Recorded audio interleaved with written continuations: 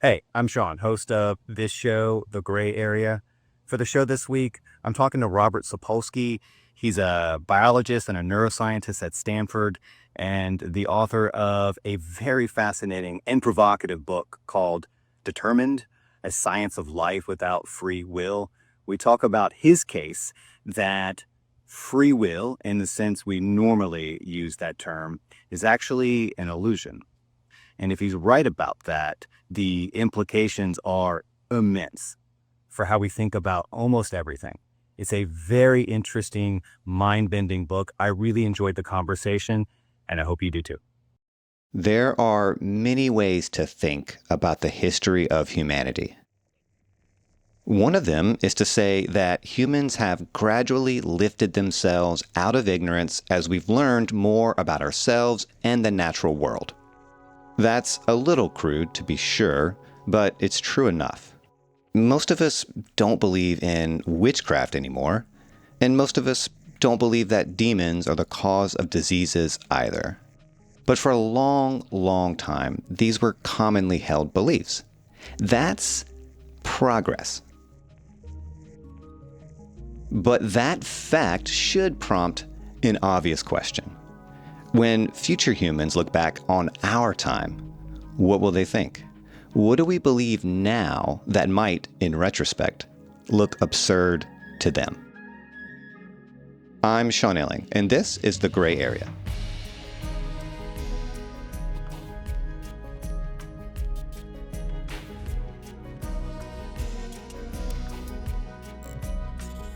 Today's guest is Robert Sapolsky. He's a professor of biology and neurology at Stanford and the author of a monumental new book called Determined, A Science of Life Without Free Will. The book makes a rather provocative claim, which is that free will is an illusion. We all have the subjective experience of feeling like we're the authors of our thoughts and actions, but Sapolsky says that isn't true, and we know enough about the brain now to finally accept that. If he's right, the moral and legal implications are enormous. The way we think of success and failure, as well as blame and punishment, will have to change. The debate about free will goes back a long way, and I doubt the debate will ever end no matter what we learn about the brain. Sapolsky, to his credit, knows this. And he knows that it's almost impossible for us to fully let go of belief in something like free will. But he wrote the book anyway, because he thinks that we can still transform the way we treat each other in light of what we now know. Robert Sapolsky, welcome to the Gray Area. Well, thanks for having me on. You have a pretty broad academic background. When people ask you what you do or what you study, what's your answer? Well, I'm sort of a hybrid. I'm kind of half of a neurobiologist and in a lab and mucking around with neurons and genes and such. And my other sort of hat over the years has been as a primatologist, studying wild baboons in a national park in East Africa, going back to the same animals each summer for more than 30 years. So I've kind of been oscillating back and forth. So I'm a little bit of each. Before we get into your arguments, there are a few terms we should define so everyone has their bearings. I mean, unless you're a philosophy sicko, most people aren't spending a lot of time with this discourse. And no offense to philosophy sickos, those are people. I just don't want to take anything for granted. So let me just start with the obvious one, which is free will. How do you define that? Well, maybe the best place to start is to point out how most people define it, because that immediately starts getting you into trouble. And it's probably best displayed in a courtroom. You got some defendant sitting at the table there, and everybody agrees the guy did it. And now there's three questions that strike everyone intuitively as covering the entire universe of free will. First off, did the guy intend to do what he did? Did he understand what the outcome was likely to be? And did he realize he didn't have to do it? There were alternatives available. And if the answer is yes to all of those, that's it. culpability. The guy's responsible. He knew what he was doing. He exercised free will. And this is what gives me sort of polite apoplexy throughout this book, because in my view, what you're doing is you've got a movie reviewer and they've got to write a review of a movie, and all they're allowed to see is the last 3 minutes of the movie. Why is that? Because amid those, did he intend? Did he know he had alternatives? All of that. It's not asking the only question that now has to be asked, which is, how'd he wind up being the sort of person who would intend to do that? Where did that intent come from? And that's where free will sort of withers on the vine. Isn't one of the problems that the answer to that question is very, very complicated and long, whereas the answers to the other questions are yes or no? Yes, exactly. And I've sort of seen that contrast over and over again. Yeah. I think the other two terms we need to define here before we go any further are determinism and compatibilism. Go ahead and unpack those however you like. Okay, determinism is sort of among scientists, philosophers, all of that. It's basically admitting that the world is made out of sciencey sort of stuff. We're made of cells, cells are made of molecules. Nobody is invoking magic here. And thus, we're dealing with like the laws of physical universe. In my mind, what determinism means in the context of free will debate is if you take two people and one of them has had the most outrageously successful life possible and is a CEO of somewhere and the other person is homeless, if you switched their childhoods and you switched their genes and you switched their prenatal environments and you switched what sort of neighborhood they lived in as an adolescent, so on and so forth, the other one would be the CEO and this would be the one who's homeless. That's how I think of determinism in an everyday sense, that how these people wound up was completely sculpted by all the things that came before that they had no control over. And how is compatibilism different from that? Well, that's kind of where 90% of philosophers are, according to polls, which is, yeah, they say the universe is indeed made up of atoms and there's like physical laws and we're just like a squishy brain thing. And yet, somehow, there is still room to pull free will out of there. These are folks who definitionally are compatible with the notion that this is a deterministic world, yet somehow there's free will, and somehow it's okay to hold people responsible for their actions. Let me be clear about your camp here. You call yourself a hard incompatibilist or a hard determinist. What does that mean exactly? And where do you fit in between these two poles you just defined? Well, so alongside those deterministic compatibilists, there's us incompatibilists who say that makes no sense. Every single explanation you come up with for where free will comes from, amid us being made up of neurons and all that sort of, every explanation at some point, even if very subtly, invokes some kind of magic going on in there. And I think I count as a hard incompatibilist in that I'm extending that not just to, when we're making our most important decisions, but when we're picking strawberry ice cream over chocolate. In effect, that I think there's no free will whatsoever, which puts me way out at the extreme there, even among the incompatibilists.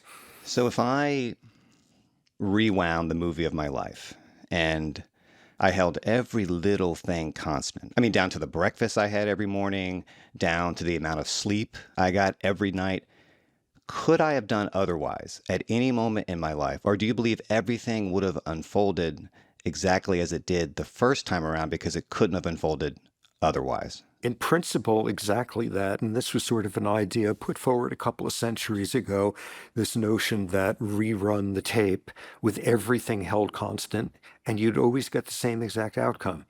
In reality, it doesn't work that way because there's randomness thrown in, Brownian motion, so that you release a little bit more of this neurotransmitter rather than less, and collectively at 15 gazillion synapses that winds up making a difference, randomness in other areas, and the basic chaoticism of systems, which mean that tiny, tiny differences due to randomness get amplified, the famous butterfly effect. So in effect, this makes this thought experiment impossible to do.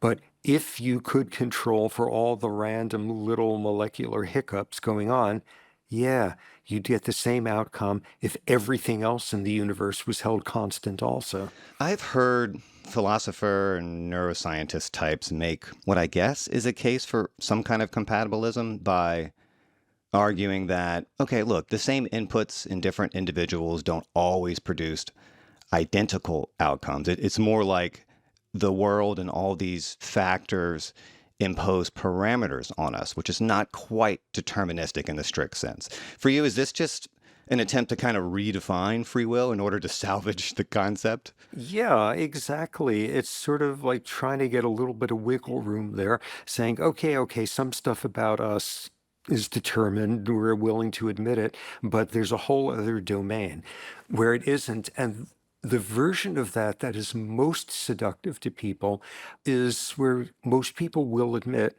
there's stuff about us that we had no control over. How tall we are, what our memory span is like, if you're a runner, whether the muscle fiber makeup in your thighs makes you a sprinter or a marathon runner. Okay, that's all this biology stuff, and like people are willing to admit that. And where the free will then comes in is this like abyss that people then fall into, which is saying, yeah, your attributes you had no control over, but what you do with them, that's where you show your free will. Do you show tenacity? Do you show backbone? Are you instead self-indulgent? Do you squander away your gifts? And that's this divide that people have in their heads, and where you decide you can judge the character of someone based on what they do with what fate has handed them.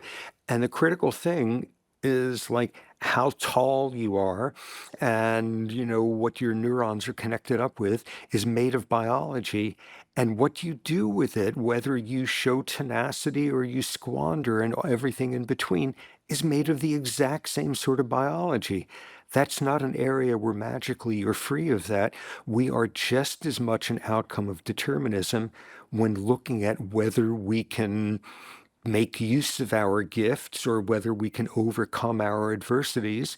The exact same extent of biology as to what color our eyes are. You use the word tenacity, I think, and one of the tropes, I guess you would call it, that comes up constantly in these conversations is someone will point to people who faced equivalent or near equivalent challenges and life circumstances and note that some people overcome that and flourish in spite of those challenges, and other people don't. And this is supposed to be an argument in defense of the power of will and grit and that sort of thing. To that argument, you say what? Because that's a very, very popular one. It's almost irresistible.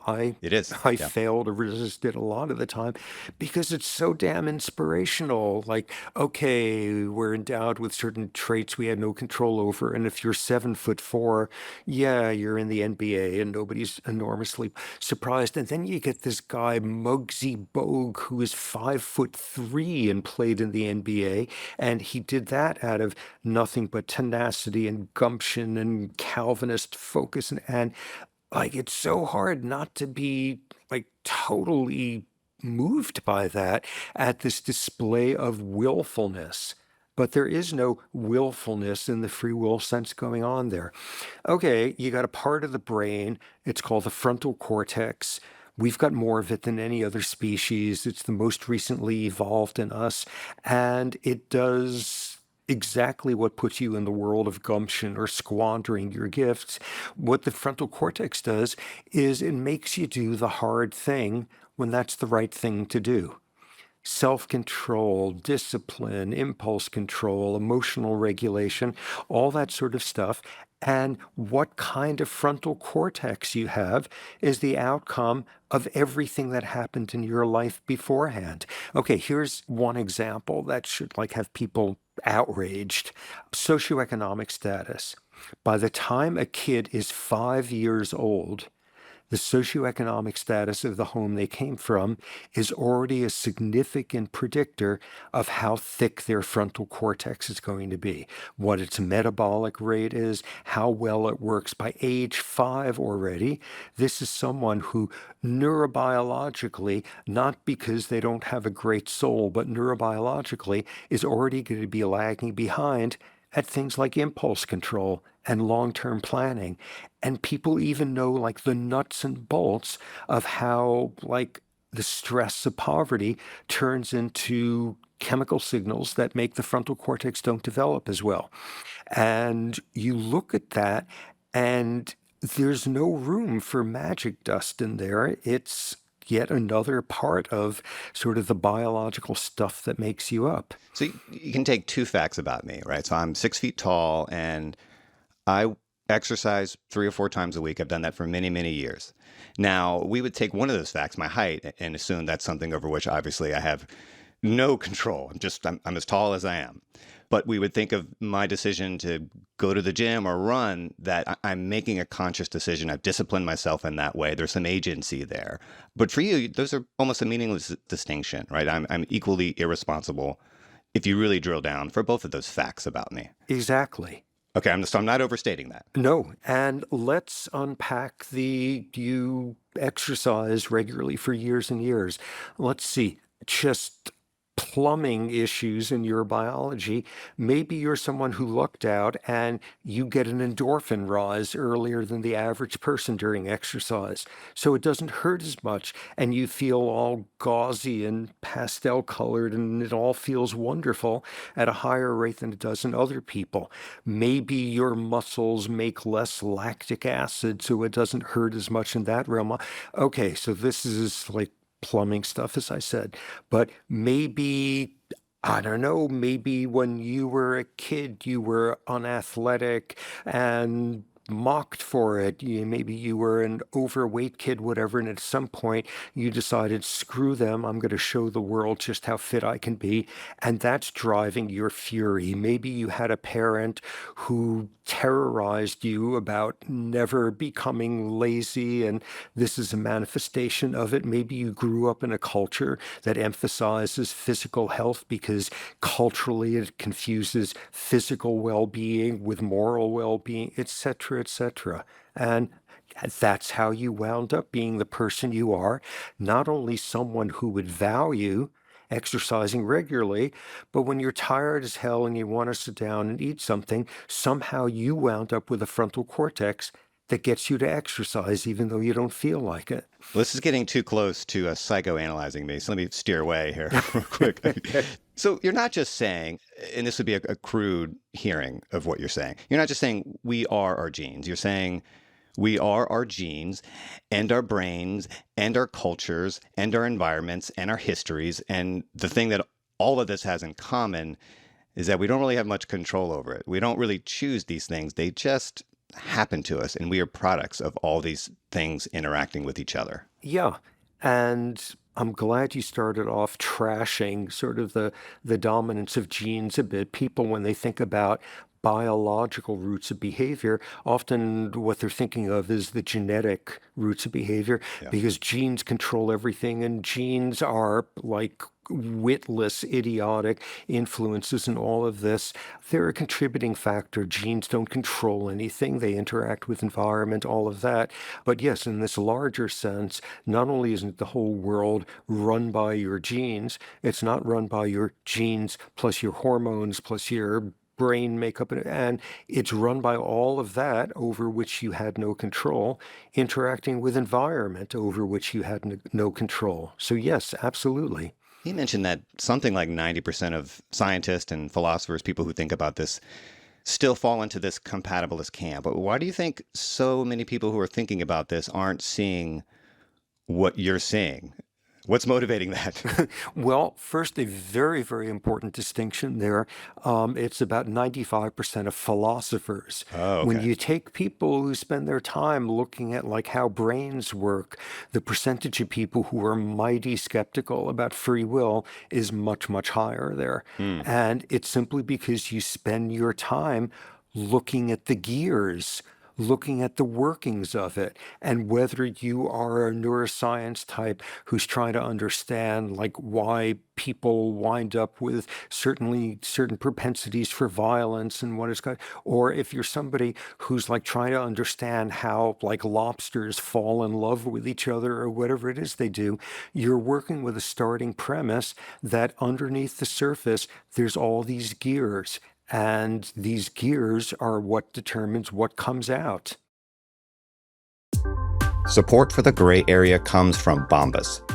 Putting on a new pair of socks can instantly feel refreshing, especially if they're Bombas socks, which are made to support your feet for just about any activity. They have warm merino wool, comfortable compression socks, perfectly cushioned running socks, and more. And that more goes beyond socks too. You can find slippers, a crisp new t-shirt, or high-quality underwear. I've used Bombas myself. I talk about it all the time. The socks really are that good. I've got the wool socks for fall and winter.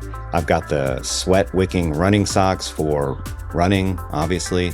Socks are the kind of thing you don't think is all that important until you finally get some good ones and realize that they are. And the cool thing is that Bombas doesn't just make a good product, they also have a mission. For every pair of Bombas you purchase, Bombas says they donate one to someone facing homelessness. So anytime you get something cozy, someone else can too. You can go to bombas.com/gray area and use code gray area for 20% off your first purchase. That's bombas.com/gray area. Code gray area at checkout.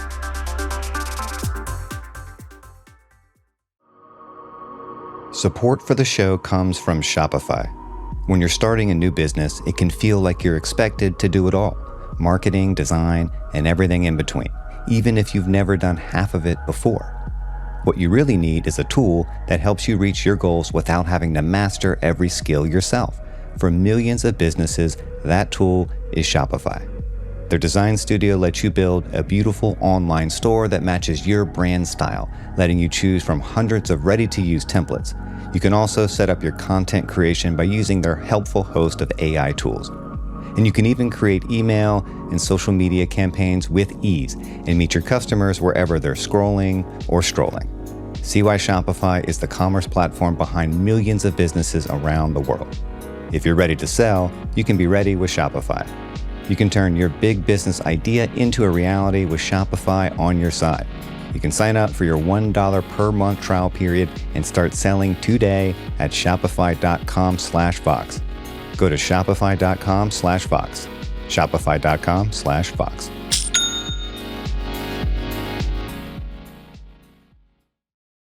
So let's get into what you think is happening when most of us believe we're exercising our free will. One thing I took from your last book, which we discussed, Behave, is that humans are very confused and weird species. We're capable of extraordinary goodness and also unimaginable evil. Does all that variability suggest not only that context matters, but that there's something like free will involved, that we're able to choose in a way that other animals don't, and that's why we're so diverse, or at least more diverse than cockroaches or mice? Um, well, actually, we're more diverse because there's all sorts of mechanisms by which genes make you free of genetic influences, and our genes do that more than any. The wiring of our nervous system is more sensitive to environmental hiccups than most any other species out there. We come out as different people because of different pasts. And when you then look at sort of the case you bring up, this is another one of those irresistible things. People saying, oh my God, are you saying if there's no free will, nothing can ever change? Or conversely, if somebody changes their behavior dramatically, You're saying like free will wasn't involved in it, and it wasn't involved in the slightest. As long as you change your wording a little bit, like you look at someone who has, overcome an addiction and you say they chose to tough it out. And what you're actually saying in a case like that is all the stuff they had no control over turned them into the sort of person so that in this setting, this would cause this change in their behavior. They didn't choose to change.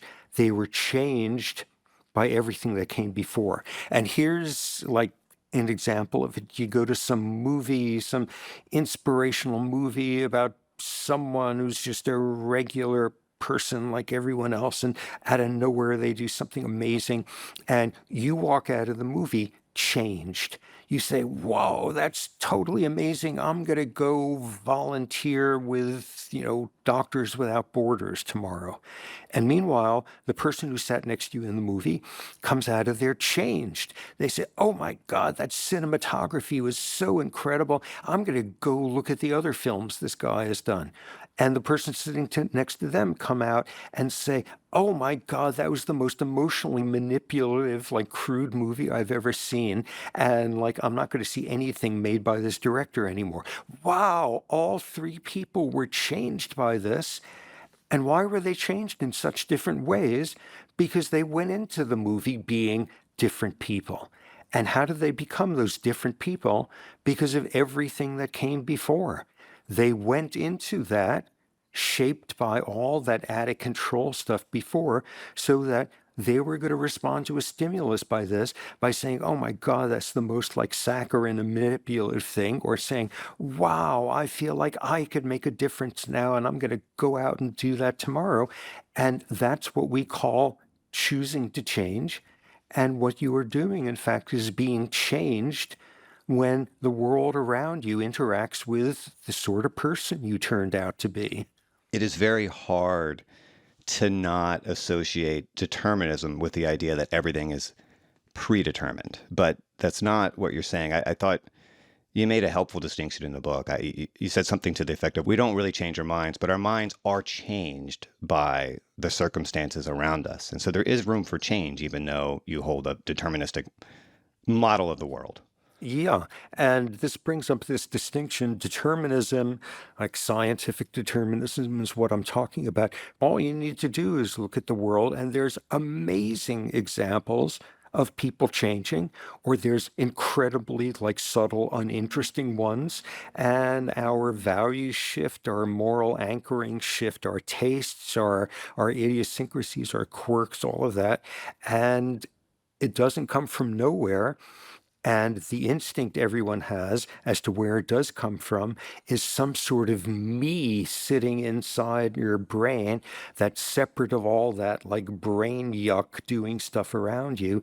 And that's the one that decides, yeah, I'm not going to go into that bar. I know this is a danger for me or whatever. Whereas what I would say is that that's you coming out of a movie changed by what went on and the sort of person you were going into it. Help me understand something here, and maybe the audience, and I'm not even disagreeing with you. I want to flesh this out a little bit.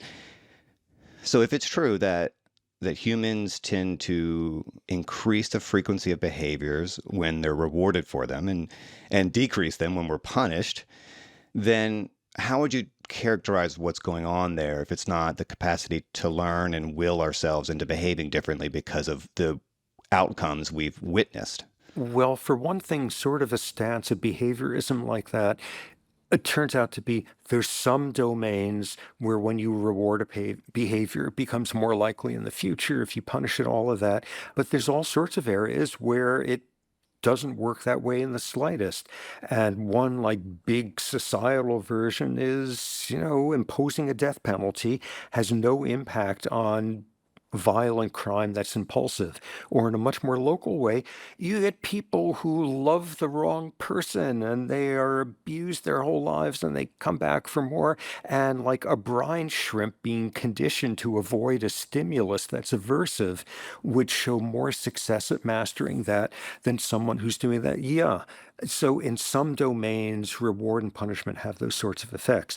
But in the bigger sense, when they do have their effects, change occurs, but it's not, as you said, that the person chose to change.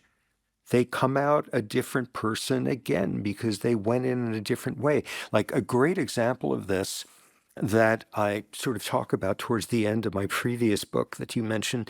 It's called Behave, The Biology of Humans at Our Best and Worst, was this like totally moving incident that occurred some years ago, which was in Hawaii on Pearl Harbor Day, and a whole bunch of these now elderly survivors of the attack on Pearl Harbor gathered there for some sort of playing of taps or who knows what, and there was a crowd of onlookers, and out of the crowd comes this old man who comes up to them, and he's an elderly Japanese man who said, I was one of the people who bombed you at Pearl Harbor. I was one of the lead pilots of a squadron, and I did the wrong thing, and I am sorry, and can you forgive me?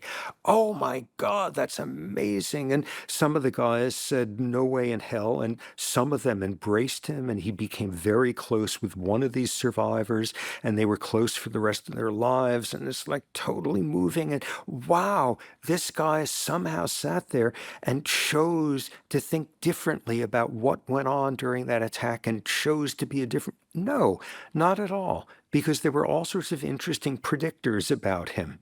He was captured by Americans towards the end of the war, and they treated him decently, unlike some of his like colleagues who were captured by other forces there. He came out kind of liking Americans. He worked for a corporation, a multinational, for years and years that was owned in America, and it involved sort of making a lot of trips to America. And he began to figure out that sort of he liked the culture. One of his kids moved to America for college and married someone from there. And all of this brought about changes. And the most telling thing with this guy is he also participated in the Japanese Air Force during the invasion and takeover of Manchuria and China, which produced some of the largest atrocities in history. And there's no evidence he ever went back and apologized to anybody there. His subsequent years turned out to be ones that turned him into somebody who kind of realized Americans were nice, or at least the ones he encountered, and he started feeling kind of badly that he had like killed a whole bunch of them back when in a sneak attack. And there comes massive change. I'm trying to think of a very simple example from my own life that would be relatable so that we can kind of look at what the mechanics of this actually is. Like, here's something I've talked about on the show before, actually. So one of my frustrations, a pretty regular frustration, is this experience of knowing what I should do and still not being able to do it. There are moments, for example, where, say I'm on the verge of an argument with my wife. It's stupid. There's nothing good that can come from it. And I know the right thing to do is to just let it go, because I've escalated before and had a big fight. And then the next day I feel like an absolute moron. And yet often I can't help myself. It really is like I'm a barely sentient marionette. Now, I want to believe that when this happens, it's just a failure of willpower or something like that on my part. And I can eventually become more enlightened. Maybe I just need to meditate more or whatever, do some kind of therapy. I can then not act like a jackass. But do you think that's an illusion? Am I just condemned to jackassery forever because something in my brain is hardwired for this response, and I'm just going to do it as though something is pushing a button in me or pulling a lever, and this is what happens when they do? No, this is not destiny for a second, because, like, yeah, you do something in one of those circumstances and you really, really, really regret the outcome.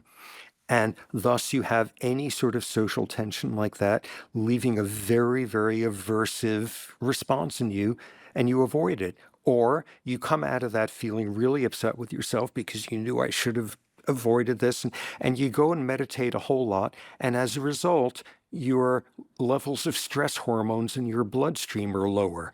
Okay, God, what does that have to do with it? Your stress hormones, when you are under stress, get into your brain and get into your frontal cortex and keep it from working as well as usual. When we are under stress, it makes it harder for it to do the harder thing. And what you see there is like that's the explanation for why, when we're exhausted or scared or tired or resentful or any such thing, we do incredibly god awful, stupid things that we regret forever after. And either they seemed like a fantastic idea at the time, or they seemed like a terrible idea, and you're telling yourself, don't do it, and then you've done it. Because in a very here's the gears underneath the hood kind of way, oh, when people become better at stress management, they secrete less stress hormones, and stress hormones make the brain do all sorts of inadvisable things. And maybe that's how that worked out. And we can even tell you, like my lab obsessed over this sort of thing for years, like what exactly those hormones are doing to which genes, into which of your neurons, and which part of the brain, and why they do less of it after you've become a different sort of person. I suppose lab rats demonstrate similar behavior, but we don't really think of rats as moral agents. We just think of them as creatures responding to stimuli. And I guess you're saying that's more or less true of us, however unflattering that thought might be. And it is a tad unflattering, I have to say. Yeah, and this is where I agitate people the most. When you really think about it, what we've built our moral systems on make no sense intellectually because it's predicated on this crazy world where we treat some people way better than average for things they had nothing to do with, and some people way worse likewise. And then we tell them they actually deserve to have what happened to them. And we decide that we're living in a world built on justice. And it makes no sense at all when you see the factors that contribute to someone who commits antisocial behavior or somebody who turns out to be Mother Teresa.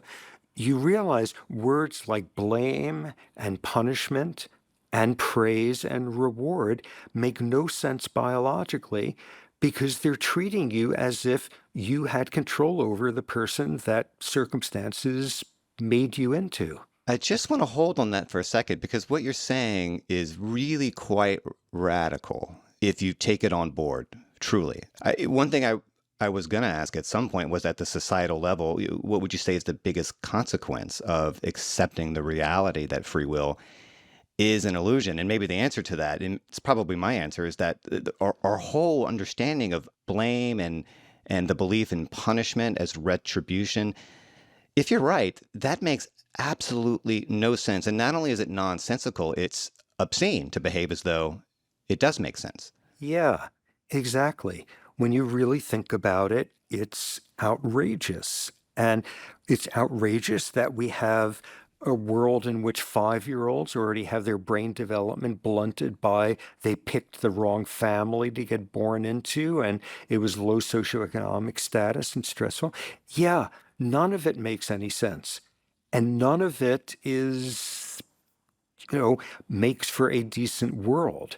And all we do is pass out a huge amounts of human misery and human inequality built on things that simply aren't true, which is that we get what we deserve. Is there ever an intellectually coherent reason to hate another human being? No, Under no circumstances. not in the slightest.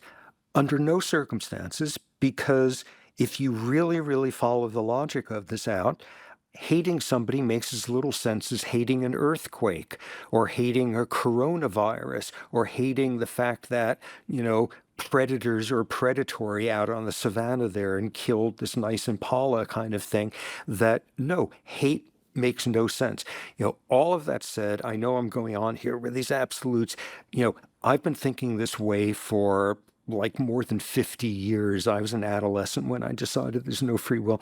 I absolutely think this way. I'm completely intellectually at peace with the notion that there's no free will at all. And I can act on those conclusions maybe 1% of the time. Yeah. Because because, it's hard. I get pissed off at people, or I am pleased and feel somehow like I earned it if somebody says, wow, like, nice shirt you're wearing, or something like that. And, I'm a person of my place and time, and I recognize how hard this is because I fail over and over and over. So, yeah, none of this is easy.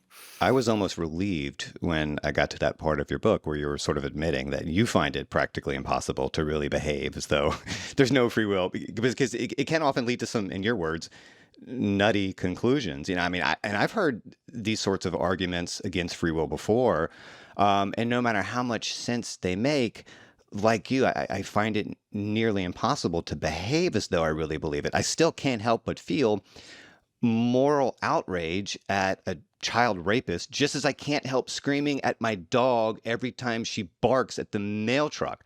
It just, even though it makes no sense, right? That's just, she's just doing what she does. But this stuff is so hardwired into us. It's very difficult to change how we respond to it or how we think about it. Yeah, it seems unimaginably difficult until we reflect on something, which is we've already done it time and time and time again. If you and I were exactly the people we are now, and we were sitting around 500 years ago, and there was a horrible, like, lightning storm last night that destroyed all sorts of crops, and, like, this is a disaster and stuff, it would have made total intuitive sense to us that we hope the authorities would track down whichever witch did that. Which old woman with no teeth and no family living on the edge of the hamlet was the one who obviously exercised free will in causing that lightning storm. And we would have thought justice was served when the person was burned at the stake, because it would have been inconceivable to us that, like, there's no such things as witches, and that's not what caused lightning storms. And we changed. And society changed, and now what was intuitively obvious then, oh, this was caused by a witch, is intuitively ridiculous to us now. We've managed that one. And our society has done that over and over in all sorts of realms. And all we have to do is push against the things that seem intuitively obvious right now in terms of who deserves what. Well, there's a flip side to the question I asked about whether it ever makes sense to hate someone. For the same reasons, it would also be nonsensical to ever really congratulate someone on their achievements. And again, this is something, it's just hard to imagine us never not doing that. Yeah, and when I, like, lecture about this stuff, and if, like, these are people coming out to, like, hear a lecture on free will on some Tuesday night or whatever, this is not your random collection of humans. And when they're initially saying, oh my God, are you saying just murderers should be allowed to run around the streets, all of that? Yeah, we work through that, but then you realize the thing they're really upset about is, oh my God, are you saying I don't deserve my really good salary? Are you saying that I should feel no sense of pride or entitlement because I did something wonderful for somebody in need yesterday? Yeah, that's where it really sticks in our throats, because if all of this means, like, the criminal justice system is gibberish, it also means that meritocracies are gibberish. Support for the gray area comes from Found. When you signed up to become a small business owner, you knew it would be a lot to keep track of. What you didn't anticipate is how many disconnected apps you would need just to wrap your head around your finances. If you're looking for an easy place to keep it all together, you might want to try Found. Found is a business banking platform that lets you track expenses, manage invoices, and prepare for taxes, all in a single app. It's business banking designed for small business owners just like you. Found can even give you real-time tax estimates, automatically set aside money, look for tax write-offs, collect W-9 forms, and more. Again, all from a single account. With Found, you can bring all your finances into one place and reclaim your time, so you can focus on what really matters, growing your business. Take back control of your business today. You can open a Found account for free at found.com. That's FOUND.com. Found is a financial technology company, not a bank. Banking services are provided by Lead Bank, member FDIC. Join the hundreds of thousands who've already streamlined their finances with Found.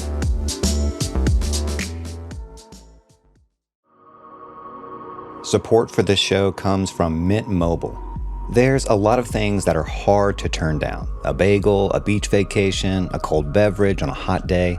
But there's one thing that's extremely easy to say no to: paying more for your wireless bill. In fact, Mint Mobile says their favorite word is nope. Contracts? Nope. Monthly bills? Nope. Overages? Nope. Hidden fees? Politely declined. Mint Mobile says you can get the coverage speed you're used to, but for way less money. Right now, they're offering 3 months of unlimited premium wireless service for $15 a month. They say all their plans come with high-speed 5G data and unlimited talk and text, and that you can bring your own phone and phone number along with all your contacts to your new Mint plan. Ready to say yes to saying no? You can make the switch at mintmobile.com/gray area. That's mintmobile.com/gray area. Upfront payment of $45 required, equivalent to $15 per month. Limited time new customer offer for first 3 months only. Speeds may slow above 35 gigabytes on unlimited plan. Taxes and fees extra.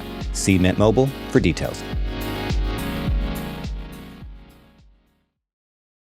It is maybe impossible to overstate how much accepting all this really does force a total ideological reckoning for so many people. And I don't want to imply that this is a conservative thing or just a liberal thing, because it's so much broader than that. I mean, the very idea of a meritocracy, as you're saying, the very idea that we can claim some kind of moral credit for our success, this is so fundamental to our culture. And if you look close enough, you discover that it may not make any sense. And even worse, believing that it does blinkers our ethical intuitions, which is why this is much more than just an abstract academic debate. The stakes are enormously high. Yeah.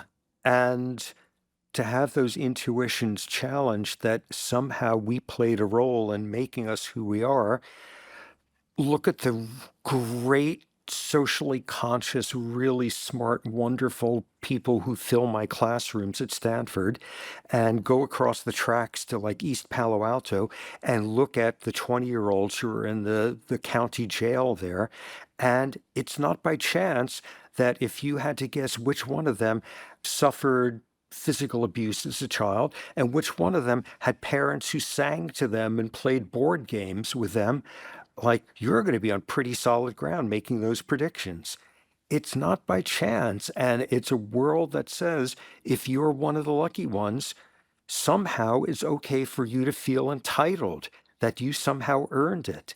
And if you were one of the lucky ones where what you were gifted outside your control was your ability to work your ass off and be really focused on a problem and not go to a party even though your roommate is because you need to get that stuff, that doesn't entitle you to anything more because you had no control over that either. As you know, there are a lot of people who think about these issues, philosophers, theologians, even some scientists on this front, I think, who really believe that scrapping our belief in free will and moral responsibility would be very dangerous. And to those sorts of objections, you say what? No, actually, we would make things much better. I mean, the first thing people do when you try to do the no free will on them is they say, ooh, does that mean nothing could change? And you sort of work your way through that. And then they say, ooh, are you saying when somebody works really hard to overcome their adversity, there was no like willfulness in there? And you say, yeah, you can't will yourself to have more willpower than you have because that's how the science works. And then they come around to saying, oh my God, people are just going to run amok because everyone will know they can't be held responsible for anything.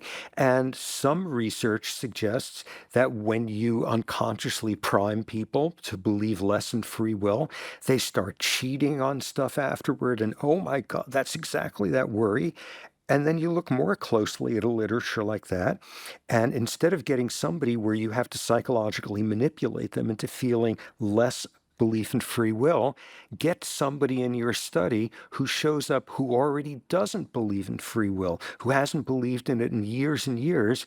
And you look at someone like that, and they are exactly as ethical in their behavior as someone who says we need to be held responsible for every one of our actions. It's the exact parallel of when people look at atheists and usually get the, oh my God, they're going to be totally immoral because there's no God to answer to. And a massive amount of research has shown when you look at people who are very, very stridently and emotionally invested in atheism, they are exactly as ethical in their very high levels of ethics as people who have extremely strong beliefs in religiosity and moral imperatives coming from that. What's that about? These are like totally opposite conclusions about the world. They're the same in a critical way, which is whatever outcome you came to, you thought hard about it. You had to think about where good and evil comes from. You had to think about what's the source of meaning in life. You had to think about what sort of person you want to be and what to make of your failings. And you've thought long and hard about it. And if you've done enough of that, and done enough of that where like some of that is painful and that sort of thing, it really doesn't matter if your conclusion is human goodness comes from us or human goodness comes from God. You're going to be a better person. And this is what the studies show. I've always thought that argument in defense of God, that the idea that, without God, we would all be cannibals, is incredibly stupid. Always has been, always will be. But you can still believe in free will and moral responsibility while being an atheist. And I think maybe what's given me pause over the years when thinking about these sorts of things is, I guess maybe on some deep level, I do think our beliefs can act as a kind of motive force. Believing that we have control over our actions, believing that we're morally responsible might lead us to actually behave more responsibly. And for the same reasons, believing that we don't have any control might lead us to act more nihilistically. But I may be completely wrong about all that. I just know it's always something that's given me a real pause. Yeah, people can be raised believing you should be held responsible for your actions, and you've got a crummy soul if you do something awful. And we don't have a very good track record in terms of a society that's overwhelmingly theistic. I would argue that there's absolutely no reason to think that people are all going to run amok. But nonetheless, it's true, there's still going to be some people who run amok. And this is where people really panic with the notion that there's no free will. Wait, are you saying that you're just going to let murderers run around on the streets because they're not responsible for their actions? What kind of madhouse will this be? And the answer is, of course you don't do that. If you've got someone who's dangerous, you protect people from them. But you do it in a very different way than we do now, because the current version is built on the notion of culpability and responsibility and free will. The current version is built on the notion that sometimes punishment is a virtue in and of itself, that somebody can deserve retribution, all of that. And instead, we all have an alternative model, which is like you got a car and the brakes don't work. You don't know how to fix it. And the car is dangerous. It'll get out of control. It'll kill somebody on the street. It's dangerous. And put it in the garage and don't drive it. But that doesn't mean you should preach to the car that it's got a rotten soul or tell it that it doesn't deserve to be able to go into the park for a nice ride on a Sunday afternoon, and go figure out why sometimes brakes stop working. Belief in the illusion of free will is like belief in the illusion of the self, in the sense that neither is really there, but the subjective experience of having it is so natural and overwhelming that we'll probably never let it go entirely. But I think you're right that the important thing isn't for all of us to accept this and change our personal beliefs, but it does matter a great deal that we treat people in a way that makes sense in light of these realities. And you point to our treatment of epileptics as an example of this sort of shift. And I'd love for you to say a bit about that because it is a very clarifying example. Well, you go back 400 years, and in virtually every like little town and hamlet in westernized Europe, if someone has an epileptic seizure, there was a very clear diagnosis of it, which is they were possessed by Satan. And for a lot of that period, the treatment was burn them at the stake. And epilepsy was viewed as demonic possession. And, untold people suffered horribly as a result. As early as the 20th century, the beginning of the 20th century, some of our more Neanderthal estates in this country still allowed involuntary sterilization of people with epilepsy. At some point, people figured out that no, it's not demonic possession. This is how it actually works. And this is a world that is obviously vastly more humane now because we figured that out. And not only didn't the roof fall in on us, it became a better world. You mentioned a similar observation with baby lab rats when they're separated from their mothers for a while, deal with all these epigenetic changes in their brain that they can't undo, and it puts them at a huge disadvantage compared to other rats that weren't separated from their mothers. And humans are no different in that way. And that's the thing we don't remember when we're busy judging others for their shortcomings or failures or whatever. Yeah, exactly. Because, not to get all jargony, but it's complicated. If you take a jury and they're considering someone who's done something awful and violent, and when this person was 10 years old, they had a horrible car accident that destroyed the front part of their brain, including their frontal cortex, and they were transformed by that, and they were violent within months of that, and have never been able to regulate it. I don't know, about half the juries in this country would be allowed to conclude this was organic impairment. This was involutional. The person can't be held responsible because something happened to them biologically, and this is who they are now. And that's relatively easy for us because how did they become this sort of person? They had this massive car accident, and here's a brain scan showing like a crater before of where the brain part used to be. And that one's easy for us. But you sit there on a jury, and instead of this person became this way because of this massive car accident and we can document it, if the answer is instead they became this way because of 1,000 little threads of influences that started when they were first trimester fetus, and that's a lot harder to appreciate. And that's the picture that has made most of us who we are. You look at the men on death row in this country, and depending on the study, 25 to 75% of them have a history of concussive injury to the front part of their brain. Whoa, that stops you in your track. But instead, how did this person wind up having a corner office and this person wound up being homeless? And it's got something to do with 1 billion threads that we can barely imagine, half of which haven't been discovered yet, the other half of those we're never consciously aware of. And where that becomes as deterministic as that car accident that took out this guy's frontal cortex, that's a lot harder for us to deal with. I have to say, Robert, I think you may be right. And if you're not, someone smarter than me will have to tell you why. But I think maybe I just, in the end, have a hard time letting go of this notion that humans are more than matter in motion, that there's something immeasurable and maybe indescribable that makes us us.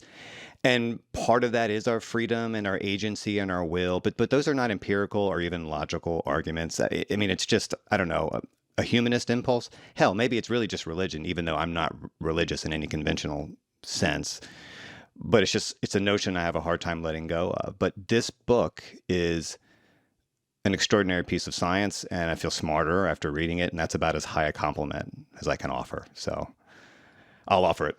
Well, thank you. And again, amid my saying, this is the only logical conclusion about how we live our lives. Again, it's really, really hard.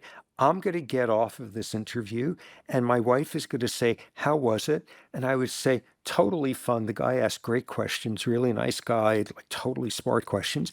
And I'm attributing stuff to you there that you had no control. I don't know why you turned out to be a nice guy and asked questions and thought that this would be a good way to like spend your time or whatever. But I'm going to show even I can't think that way all the time because I'm going to say, "Yeah, nice guy. I'd like watch his back during a mammoth hunt now as a result of that." And yeah, no one says it's easy, but like do it where it really counts. When you're about to feel like you're entitled to go to the front of the line for some reason, or when you're entitled to judge somebody very harshly and decide they're less worthy of care than you are. That's a good note to end on.